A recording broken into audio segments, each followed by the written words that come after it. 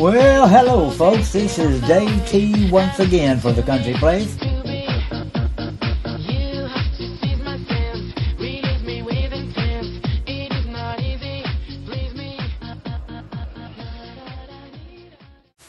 Folks, I have a special guest for you today. This is a wonderful friend of mine who I've known for many years. We have been out of touch for a while, and I contacted him just to see if he would give me a little bit of his time. And don't you know, folks, he was excited about coming to the Country Place and sharing his experience, his strength, and his hope with you. Folks, how about a nice hand for Mr. Shane? So, Shane, it's your stage. Say it several times. Sobriety's not for pussies. It's not. And your story is going to be changing the whole time that you're evolving. And life's going to throw you different things. And we keep doing practicing these principles in all our affairs. And we keep trying to make it. I think that's why they say trudge, don't you? You know how many houses we've had since we've been together? So we moved in together in a rental house. Yeah. And then when she finally got her divorce after 3 years, we moved into that house over next to Mike, but that's two. And then we bought the big one with the pool. And then we moved to College Station. And then we moved back to Hempstead. And when we couldn't find the house that we wanted, we just kind of let, God, we kind of been doing that. Block it or bless it this whole, the whole time we've been together. If a decision isn't the right decision, then it's too hard to make. And so we ended up finding a rental house, and it was a really nice little house that somebody brought in from the Heights, and they put it on an acre, and it was 1,500 square feet, and we were moving from 4,000 square feet. So bathrooms to having one. And anyway, it was the funnest house I've ever lived in. But we thought we'd live in there until we could find the house that we want, because we couldn't find one we wanted, and we weren't going to make a decision based on, just the immediate need. So we lived in there for a year, and in the course of that year, Tina's aunt had probably one of the prettiest houses in town. It's not huge, but I mean, it's a 2,500 square foot house. It's a nice sized house.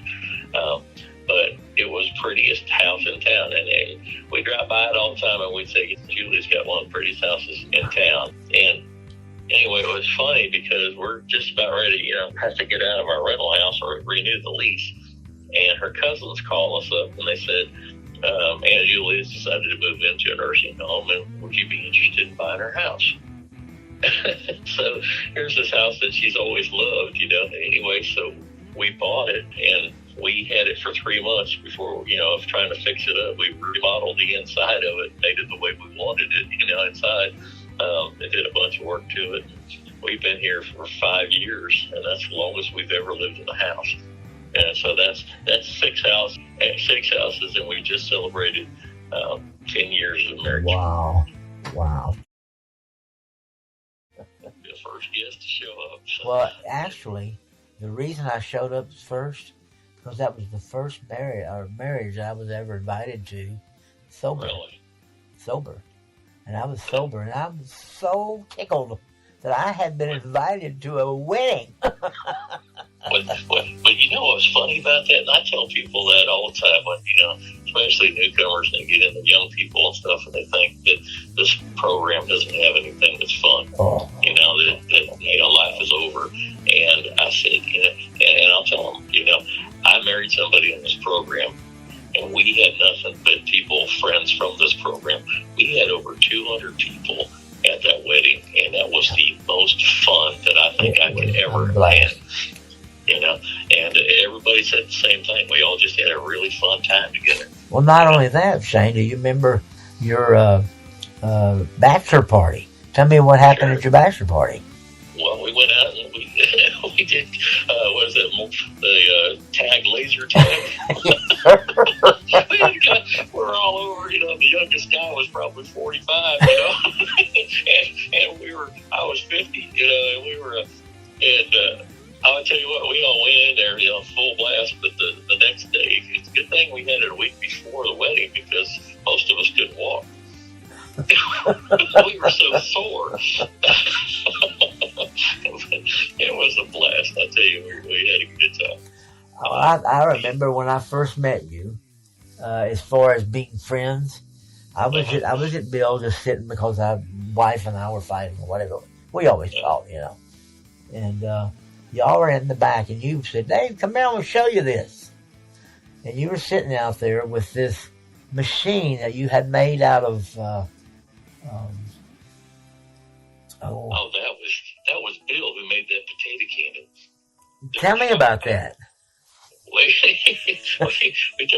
had those kids out there. My kids were there. They were young, and so Bill made this thing out of PVC pipe, and it would look like a machine gun. And you would stuff a potato down in it, and you filled up this chamber with hairspray, and then you'd light it, and it would explode and push that potato out about 1 million miles an hour. Oh, it was fun. We had a good time doing that. But you remember that party that we had? We had a kind of a barbecue get together for over there. That was nice. That was first. We had a lot of folks got together and enjoyed themselves. But this program's funny because people don't realize you can have fun. We've been doing that kayaking trip. We started that back, when John was just newly sober, and and it was Ronnie,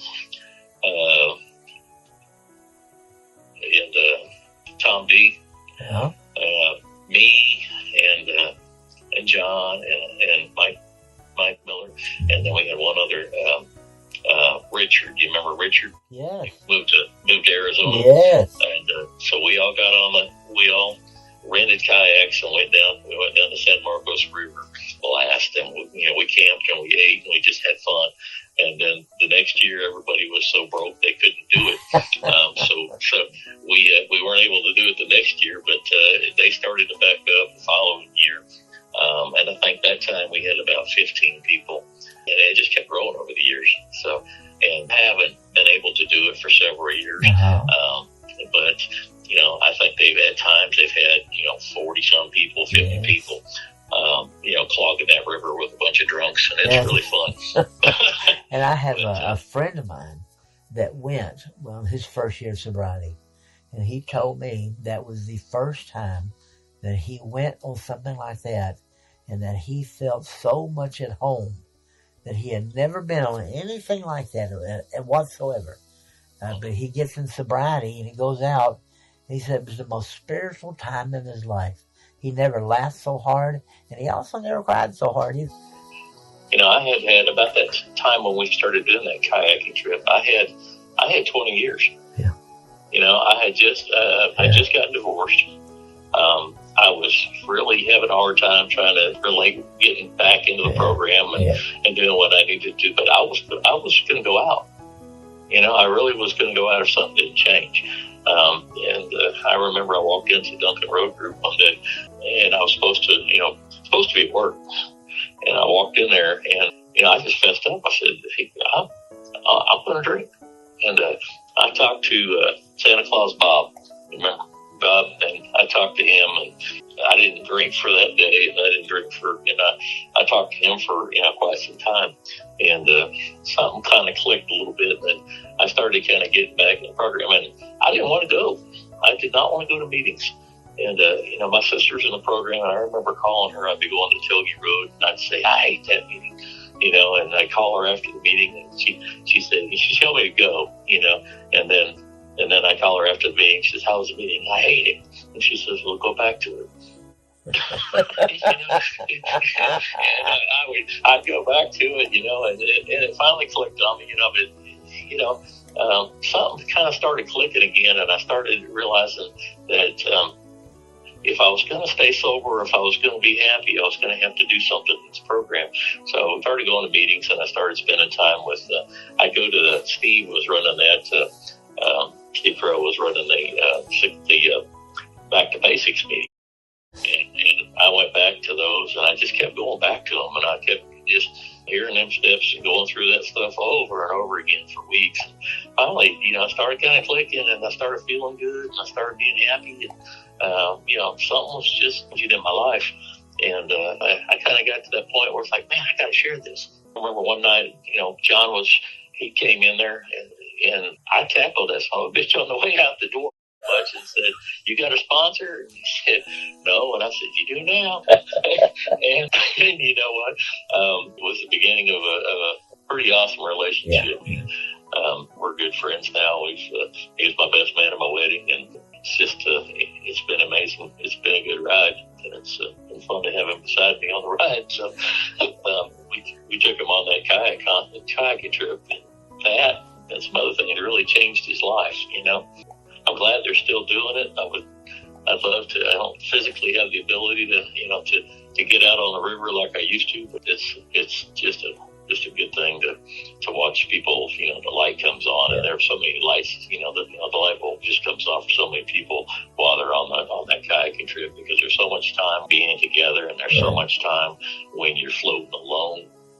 Just you and God, and then there's always been the campfire meetings, and everybody being together. It's an awesome way to see the light come on people. I think the thing that I enjoy so much about Alcoholics Anonymous is that I've never had a place that really said, "Why don't you be a part of this?" Yeah. And that was difficult for me. I don't know why, because I'm alcoholic. I remember telling people, "Leave me alone, I just want to drink." And they did.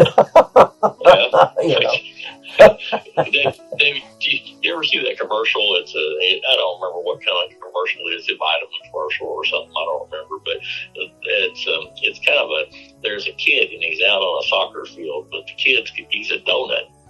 I don't know if you've ever seen that commercial. He's got a donut, he's got a regular head. It's a normal kid, but he's like a donut, and he's playing soccer. The donut, the soccer's going right between him, right through the donut hole. And anyway, I always think of myself that way. I think the way when I first got in here is that I've always been that donut. There's always been that big ass hole inside me, and I tried to fill it up with something. It was either food, or it was, at some point in my life it became alcohol and drugs, and even in sobriety it became money. But I'm always trying to fill myself up with that, and that's the only thing that I've ever found that actually filled that hole up and made me feel like a more human being was Alcoholics Anonymous. I never fit anyplace else. That is so true. So if I can maybe go a little bit lower, because I've always wondered. You had your 20 years, and we were in the Magnolia group, and I'd moved on in my life, and I heard that you went back out. Can you tell me maybe what happened? Well, what happened, David, is I went to so Tina and I moved to College Station. We followed her daughter to college, and it was kind of we had a relationship. Her kids, weren't talking to her for the longest time when she sobered up, and she kind of started having a relationship with her youngest daughter, and we went up there actually to help her buy a condominium for her, and to live in while she's going to college. And we stopped, and we were looking at the house that in a neighborhood that she liked. And anyway, she said, "Well, why don't you guys?" She knew our house was for sale, and our intentions was to move to Hempstead at the time. Anyway, she said, "Well, why don't you guys move here? I'll live with you." And I said, "You really want to do that?" And that was a God thing, because my wife she had 3 daughters, and none of them would talk to her. They wouldn't have a relationship with her, and that was that. I don't know. It was her saying that, and again us moving in together with her was the whole thing that changed this whole family. We were able to. We had a relationship with her. Tina started having a relationship with her daughters, but something happened to me during the course of that time where I was doing real estate. I wasn't feeling really good about myself. I think I was kind of going through some depression, and I really didn't realize I was doing it.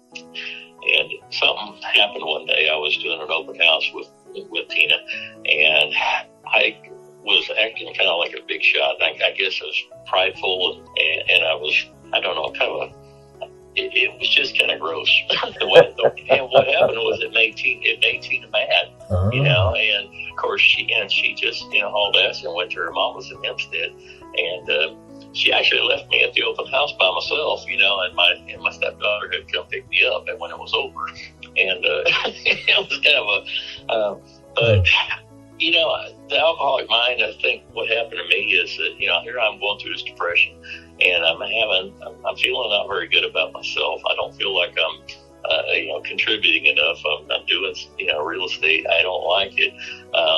It's not something I want to be doing, and just in something, I just really felt this god awful need to not be alive anymore. And it was a weird thing, but I don't know. You've been around this program a lot. You've seen guys come and go, and we all know guys that have blown up, that have killed themselves, because they didn't want to talk to somebody about what was going on with them in sobriety. And what happened to me was that I said, I'm going to kill myself, and and then I drove, from Hempstead, or from College Station to Hearn, and and I was thinking about what am I going to do? And I had just picked up a 30-year chip in March, and this was in June, and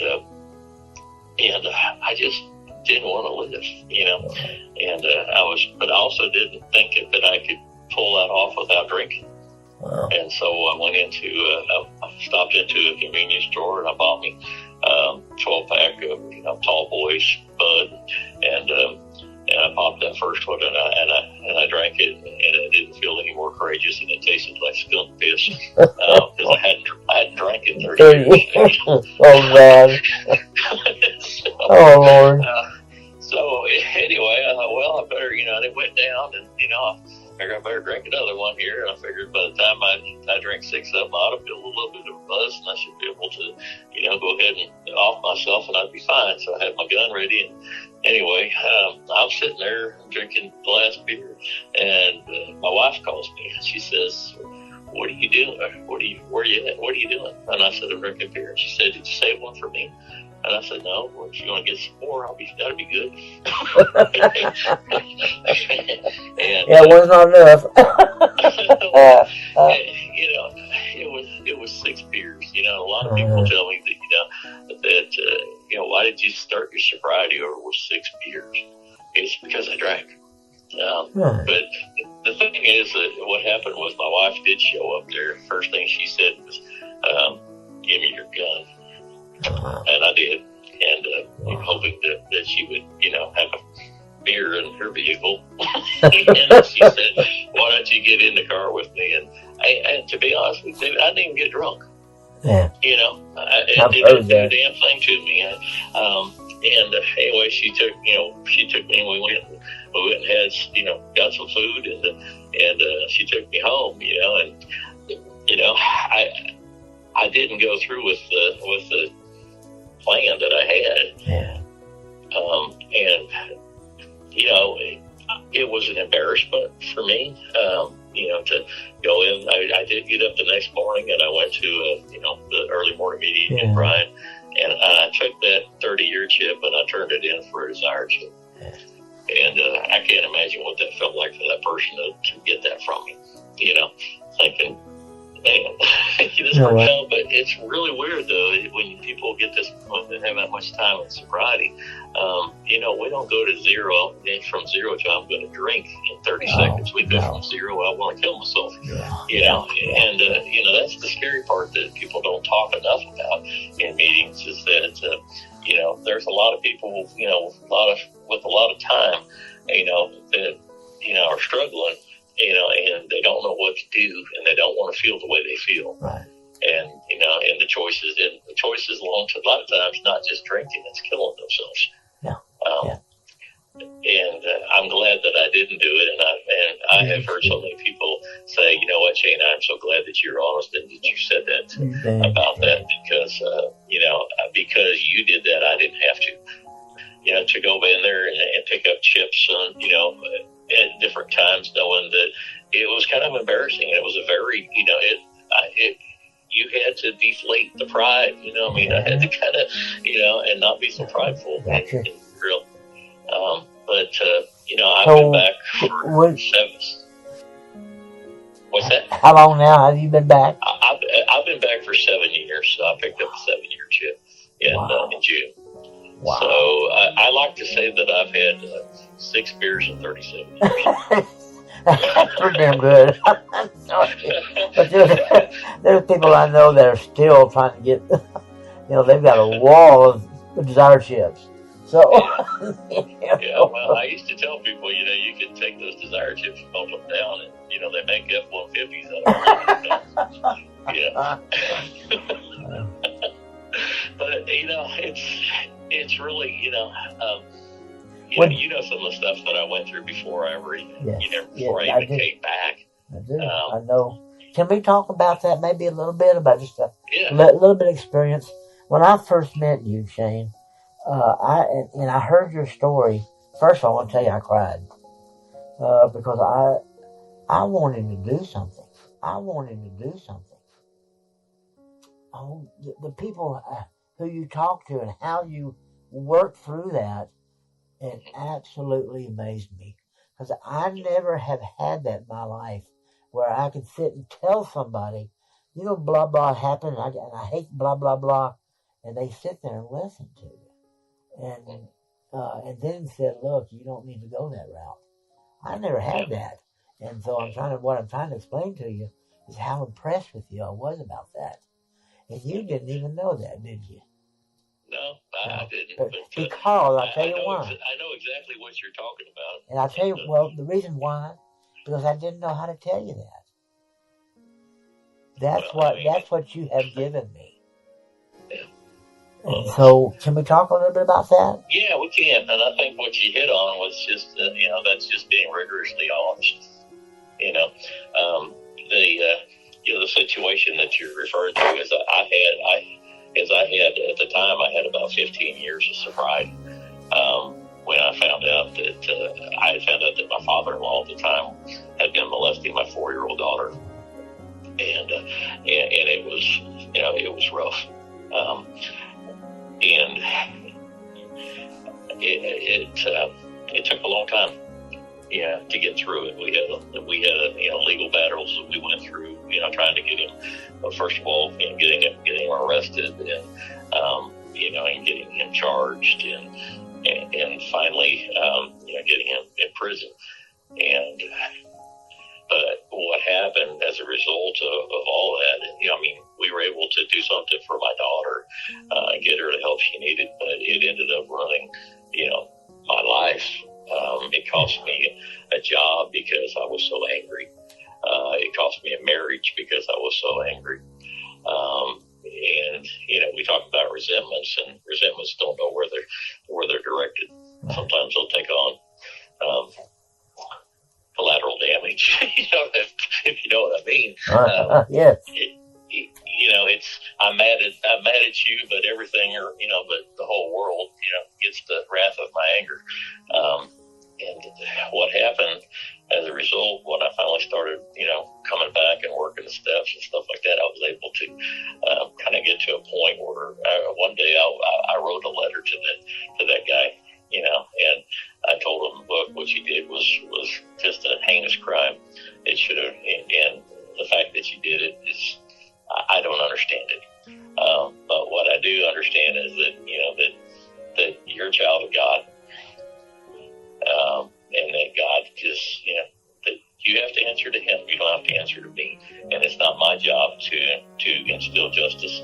And I offered him, if I didn't offer him my forgiveness, then my life would have never turned out the way it turned out that it is today. Wow. Because I had to let that go.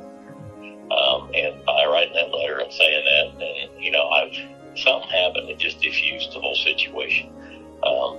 It just kind of, I was able to move on, and I wasn't angry about it anymore.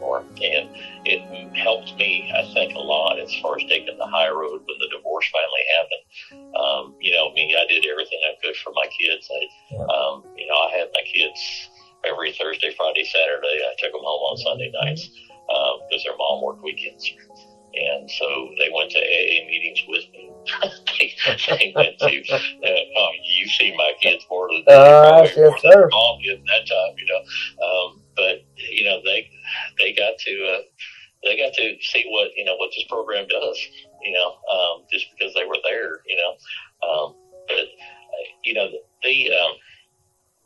I had people that were telling me when this was all going on with my father-in-law, hey, I'd kill him. I'll even do it for you, and it was really hard not to go that route, but, if something happened in me or something changed in me, when I started, doing what I needed to do, and I had to offer that forgiveness. And I learned firsthand that, the resentments are our number one offenders. They really are. Yeah. The only way I've really been able to learn this program is I have had to go through all the fears that I've had, directly down the path of it. What I'm trying to say is that it sounds like you've had that same experience. That the only way you've ever gotten through this stuff is that God's put you right through it. Would that be true, that statement? Yeah, I mean, you listen to my friend John, and he talks about keeping off the rumble strips on the sides of the road. Sometimes we're driving down the road and we hear it going, and get back and get recentered. I'll be real honest with you. I think I had a really good program. I think everything was going really good, and then when COVID was a really horrible thing for all of us, because it really made it hard for us to go to meetings or talk to people and do what we needed to be doing, and we all kind of rested on our laurels involuntarily. And I know it happened to me because I had to circle on back to meetings after and I didn't do it for a long time. And I kind of was going through those ruts again and not feeling good about myself. It's amazing how we're doing good, then we don't go to meetings. We're good, and we don't go to meetings. Don't have a sponsor. Don't call our friends. And it's a process. I think the whole thing is it's a learning process throughout the whole thing. And every time I get to that point, I have to go back to the back of the book where it talks about we're not a religious organization, or we're a spiritual organization, and we operate on a herd mentality. That we ask for we try to get the weaker ones in the middle, and surround them with the stronger ones to help protect them. And and that's kind of the analogy that you got to get in the middle of this program in order to survive. That's what I get out when I read that. So, we've gone through quite a bit.